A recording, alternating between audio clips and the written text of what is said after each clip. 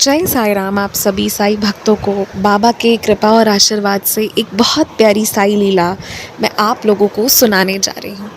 ये जो डिवोटी हैं इन्होंने जो अनुभव बताया है बहुत सुंदर है। ये क्या करती हैं ना कि ये अपने किचन में हमेशा कुछ पैसे रखी रहती हैं। कोई भी साधु संत इनके दरवाज़े पर जब भी आते हैं तुरंत निकाल कर ये उनको दान दे देती हैं। इसी बहाने दान भी हो जाता है और समय मतलब समय भी जो है वो नहीं लगता है, तुरंत पैसे निकाल कर दे दिए। तो वैसे ही उस दिन क्या हुआ कि ये किचन में काम कर रही थी, तभी सफ़ेद वस्त्रों में कुछ लोग इनके दरवाज़े पर आए, ठीक है, जिनको ये साईं बाबा और जो खाटू वाले श्याम बाबा हैं दोनों के रूप में रिकॉग्नाइज़ करती हैं। तो वो आए, वो सफ़ेद वस्त्र पहने हुए थे और वो चप्पल पहने हुए थे। तो जैसे ही आए ना तो उन्होंने इनको बोला कि तुम्हारे घर पर बहुत जल्दी खुशखबरी आने वाली है। तो इन्होंने देखा कि पीछे इनकी देवरानी है और वो ना गर्भवती थी, वो प्रेग्नेंट थी। तो इनको लगा कि हो सकता है पीछे देखा हो तो इसीलिए बोल दिया हो, क्योंकि ये चीज़ तो होनी ही है। तो इन्होंने कहा ठीक है। तो ये उनको 11 रुपये दी। तो उन्होंने कहा नहीं, मुझे ना आप 5 किलो चावल के पैसे दो, मुझे हम लोग शिरडी जा रहे हैं। ये बहुत आश्चर्य में पड़ गई कि शिरडी जा रहे हैं। तो इन्होंने मतलब कहा, इनके मुंह से निकला कि अगर बाबा मुझे इस योग्य बनाएंगे तो मैं ज़रूर दूंगी। तो इनके मुंह से जैसे ही ये बात निकली ना, वो इनको 11 रुपये लौटाने लगे। तो इन्होंने कहा नहीं, मैं ये पैसे नहीं ले सकती हूँ आपसे। एक बार जो हम दान दे देते हैं किसी भी संत साधुओं को तो वो वापस नहीं लिया जाता है। तो उन्होंने ना जो थे सामने, उन्होंने इनको जिद किया, बोला ठीक है तुम साधु संत से नहीं ले सकती हो पर एक भाई तो अपनी बहन को दे सकता है ना, तुम ये 11 रुपये ले लो।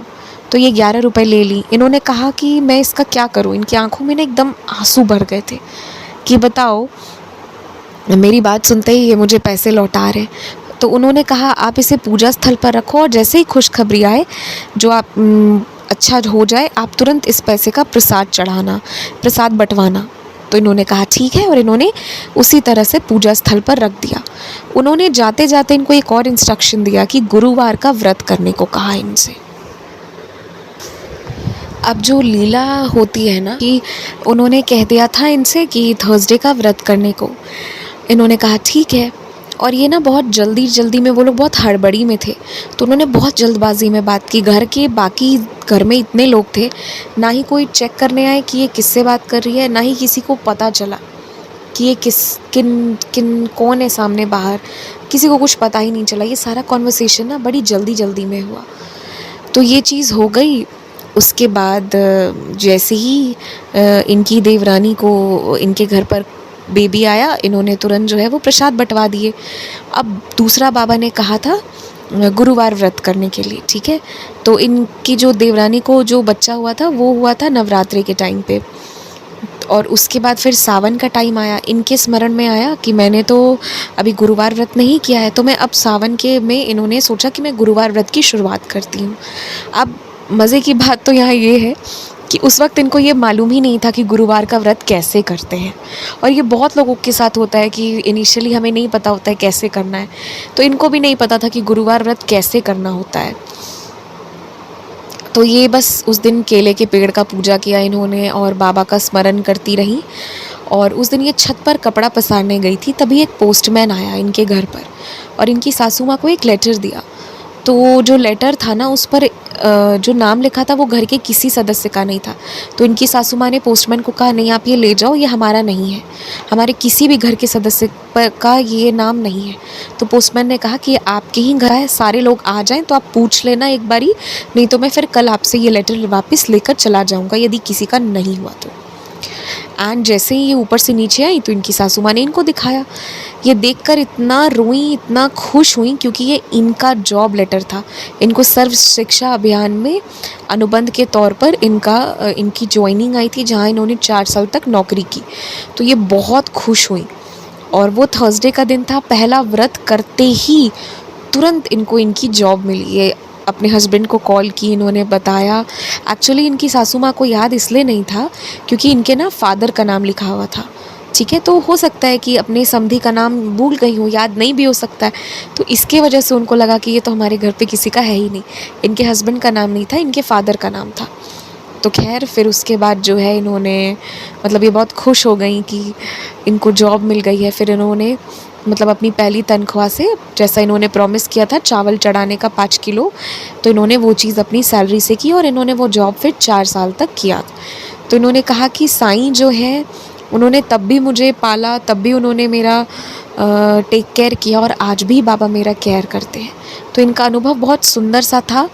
और जैसा कि दरवाज़े पर आकर वो कह कर गए थे गुरुवार व्रत करने को, उस समय इनको नहीं समझ में आया था कि क्या खुशखबरी है। इनको लग रहा था ना कि इनकी देवरानी का जो बेबी होने वाला है वो लोग उसी खुशखबरी को मीन कर रहे हैं। बट जब ये सब कुछ हो गया ना, फिर ये रियलाइज़ किया और फिर इनको फील हुआ कि वो कोई साधारण व्यक्ति नहीं थे, वो स्वयं बाबा श्याम, बाबा साईं राम थे जो इनके दरवाज़े पर आए थे और जिन्होंने इनको गाइड किया था कि तुम ये करो, ऐसा करो और फिर तुम्हारे साथ ऐसे होगा। तो ये इनका अनुभव था। और मैं एक बात आप लोगों को कहना चाहती हूँ, गुरुवार व्रत के बारे में अगर आप देखेंगे श्री साईं सच्चरी जी में एक सत्यनारायण व्रत था, उसको धीरे धीरे एक डिवोटी ने शुरू कर दिया था सत्य साई व्रत के नाम पे, है ना।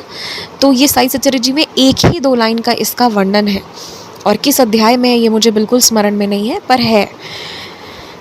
तो मैं ये कहना चाहती हूँ कि जो साईं व्रत के बारे में अगर कोई कहता है ना कि गलत है या ऐसा कुछ नहीं है, तो देखिए ये सबके मानने या ना मानने पे है। मैं इस पे कोई प्रतिक्रिया नहीं दूंगी कि कौन क्या मान रहा है।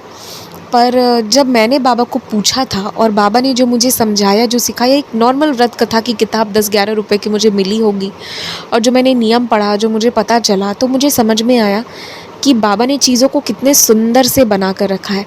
आप लोग साईं व्रत से क्या समझते हैं या क्या समझे हैं मैं नहीं जानती, लेकिन जो मुझे बाबा ने समझाया है मैं ये बात ज़रूर बताना चाहती हूँ क्योंकि बहुत अच्छा कुछ समझाया। बाबा ने मुझे समझाया कि जिस दिन तुम गुरुवार का व्रत करो, तुम उस दिन झूठ मत बोलो और उस दिन मन में कोशिश करो जितना हो सके मेरा नाम लो, ओम साई राम, ओम साई राम, ओम साई राम। और मुझे जैसे साई गायत्री मंत्र बहुत प्रिय था एक समय, जब मैं करती थी तो मैं शिरडी साईं बाबा का गायत्री मंत्र जो है, ओम शिरडी वासाय विद्महे सच्चिदानंदाय धीमहि तन्नो साईं प्रचोदयात्, तो मैं ये करती थी। ठीक है, तो मतलब बाबा का रहता है कि उस दिन झूठ बोलने से बचो और पूरे दिन मेरा स्मरण करो, हो सके तो अन्नदान ज़रूर करो। तो बाबा ना ये कहते हैं करने के लिए। साईं व्रत में बाबा ये नहीं कहते हैं कि तुम उपवास करो, अपने शरीर को सताओ, नहीं। ये तो बाबा कहते ही हैं कि तुम खाओ और तुम दूसरों को भी खिलाओ, अन्नदान करो। क्योंकि जब तक हम खुद अंतर मन से हम सेटिस्फाइड नहीं होंगे, हमारा भूख शांत नहीं होगा, हमारा मजाल है कि हमारा ध्यान पूजा में चला जाए। एक भूखा व्यक्ति किसी चीज़ पे कंसंट्रेट नहीं कर सकता। ये हमारी एक बहुत बेसिक नीड है, भूख और खाना चाहिए हमें। तो बाबा ये कभी नहीं कहते हैं कि तुम उसके कॉस्ट पे मेरे लिए व्रत करो। तो आप क्या करिए, थर्सडे वाले दिन ना आप सिंधा नमक में खाएं खाना बनवा कर। ये होता है rock salt, purest form of salt, है ना। तो कोशिश करें कि व्रत वाले दिन सिंधा नमक में खाना बने। और क्योंकि हम किसी चीज़ का त्याग नहीं कर रहे हैं, हम भोजन नहीं त्याग रहे हैं, कुछ नहीं कर रहे हैं, तो बस एक आउट ऑफ रिस्पेक्ट कि हम उस एक दिन तो कुछ त्याग करें, तो उस दिन आप लहसुन प्याज मत खाइए। उस दिन आप जो भी खाना बनाएं सात्विक बनाएं, लहसुन प्याज का सेवन ना करें। बस इतना ही नियम मानिए। इसके अलावा आप नमक खाइए, सब कुछ करिए, बस बाबा पर ध्यान लगाइए। और जो बाबा ने मुझे सिखाया और समझाया उस चीज़ को आप भी फॉलो करिए कि उस दिन झूठ बोलने से बचिए, किसी के साथ कुछ भी निगेटिव नहीं बोलना है, नहीं करना है, इससे बचिए। ये इस चीज़ पे बाबा ने बहुत फोकस करवाया था कि झूठ नहीं बोलना है थर्सडे वाले दिन। और थर्सडे वाले दिन जो है जितना हो सके बस बाबा को ही स्मरण करना है। हो सके बाबा के मंदिर जाइए, अन्नदान करिए उस दिन। तो बाबा ने ये सब करने को कहते हैं। तो दिस इज़ साईं व्रत जो बाबा कहते हैं। बाकी अगर आप पूरा उपवास करना चाहते हैं मीठा खाकर, पूर्णतः नमक त्याग कर, तो वो आपकी चॉइस पर है, आप कर भी सकते हैं। पर ऐसा बाबा बिल्कुल नहीं कहते हैं, क्योंकि बाबा शरीर को कष्ट पहुंचाकर कोई काम करने नहीं कहते। मैं अपने घर का बताती हूँ। मेरे घर पे विगत कई सालों से जब साईं व्रत होता आया था तो ऐसा ही हुआ है, सिंधा नमक खाकर ही किया गया है, मतलब सिर्फ मीठा खाकर नहीं किए हैं। तो साईं व्रत जो है तो जो, क्योंकि ये बाबा ने मुझे ये अंडरस्टैंडिंग दी, ये मुझे सिखाया। हाँ, अन्नदान का बहुत इंपॉर्टेंस रहा है और बाबा के ग्रंथ को डिस्ट्रीब्यूट करिए लोगों में, जिससे कि बाबा के बारे में और लोग जाने। तो बाबा ये कहते हैं जो बाबा की टीचिंग्स है ना, उसको आप गुरुवार के दिन उतारिए, प्रैक्टिकल में लेके आइए। दिस इज़ साईं व्रत। तो ये साईं व्रत है और ये आप करिए। ये मेरी अंडरस्टैंडिंग से जो बाबा ने मुझे समझाया साईं व्रत क्या है और कैसे करना है, वो मैं आप लोगों को समझा दी। और अगर आप इस तरह से करते हैं तो इट इज़ वेरी पावरफुल, बहुत कृपा मिलती है बाबा की। और आप इसको ना कॉम्प्लिकेटेड मत बनाइए, पर जितना हो सके बाबा की टीचिंग्स को, बाबा की प्रिंसिपल्स को प्रैक्टिकली उतारिए अपनी लाइफ में। थर्सडे के दिन एकदम त्यौहार की तरह मनाइए। अच्छे धुले हुए कपड़े पहनेंगे, सुंदर से श्रृंगार करेंगे, पूजा करेंगे, मंदिर जाएंगे, लोगों को प्रसाद वितरण करेंगे, अन्नदान करेंगे, वस्त्रदान करेंगे अगर हो सके तो, जो भी हो सके जितना हो सके अपनी तरफ से। साईं सच्चिदानंद जी का पाठ करेंगे, बाबा का नाम जपते रहेंगे। तो ये होना चाहिए, this should be the essence. और आरती ज़रूर कीजिए, थर्सडे को आरती करिए, पूरे हफ्ते आप करें या ना करें, बाबा को ना आरती बहुत प्रिय है। तो इस तरह से अगर आप साईं व्रत करते हैं तो आपकी कोई भी इच्छा है ना वो ज़रूर पूरी होगी। और आपको पता है आप साईं व्रत एक दिन का भी कर सकते हैं। उसके उद्यापन में ये रहता है ना कि आपको कुछ 9 लोग या 11 लोग को आपको बाबा की बुक्स बांटनी होती हैं, या तो व्रत कथा वाली, और अगर वो नहीं है तो श्री साईं सच्चिदानंद जी का दे दीजिए कुछ लोगों को, और उसके साथ कुछ फल प्रसाद, और साथ ही साथ उस दिन अन्नदान करवाइए। अन्नदान कीजिए, नहीं कर सकते तो कुछ डोनेशन जो है वो कर दीजिए मंदिर में साईं व्रत में, जो यूज़ हो जाएगा अन्नदान में, या अन्नदान के नाम पर आप डोनेट कर दीजिए। तो इस तरह से उद्यापन होता है बाबा का। और जो आपने बाबा के नाम पर जब आपने संकल्प लिया होगा जिस भी इच्छा के लिए, तो जो पैसे को आपने कपड़े में बांध कर रखा होगा उस पैसे को भी आप बाबा के मंदिर में डोनेट कर, मतलब ऑफ़र कर दीजिए। तो दिस इज़, बस यही आपको करना है। बहुत सिंपल है साईं व्रत, पर बहुत पावरफुल है, बहुत ज़्यादा। और अगर इस पूरे दिन आप बाबा का ध्यान कर लेते हैं ना तो आप फील करेंगे, आपको डेफिनेटली 1, 2, 3 थर्सडे पास ऑन होते होते लोगों के कितने चमत्कार होते हैं और लाइफ चेंज होने लगती है। और बाबा अपना प्रेजेंस अगर आप व्रत करेंगे ना आपको डेफिनेटली शो करेंगे। हो सकता है दर्शन भी दें किसी फॉर्म में, स्वप्न दर्शन, डायरेक्टली, ये सब बाबा की लीलाएं रहती हैं। और मतलब अगर आप साईं व्रत करना शुरू करेंगे ना, कितने भी नेगेटिविटी में आप क्यों ना हो, एकदम से एकदम पॉजिटिव मोड ऑन हो जाता है। तो आप ज़रूर साईं व्रत करें जैसा मैंने बताया। अपने शरीर को कष्ट मत पहुंचाइए कि सिर्फ मीठा खा रहे हैं, नमक त्याग रहे हैं, नहीं, सब कुछ करिए, सब कुछ खाइए। बस जो बाबा के बारे में मैंने बताया उस चीज़ का जितना हो सके उतना फॉलो करते हुए आप करके देखिए।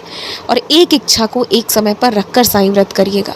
आप एक दिन का कर सकते हैं। नव गुरुवार व्रत बहुत पावरफुल होते हैं, 1, 5, 7, 9, 11, 21 इतने व्रत किए जाते हैं। और नव गुरुवार व्रत को सबसे पावरफुल माना गया है।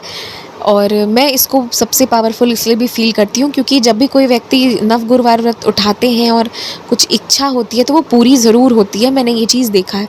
बट ऐसा नहीं है, मेरे एक व्रत भी पूरी हुई है जो भी हमारी इच्छा रही है। तो आप एक दिन का व्रत भी कर सकते हैं। तो आपको जैसा अच्छा लगे आप एक बार ज़रूर करिए अगर पॉसिबल हो तो। जय साईं राम।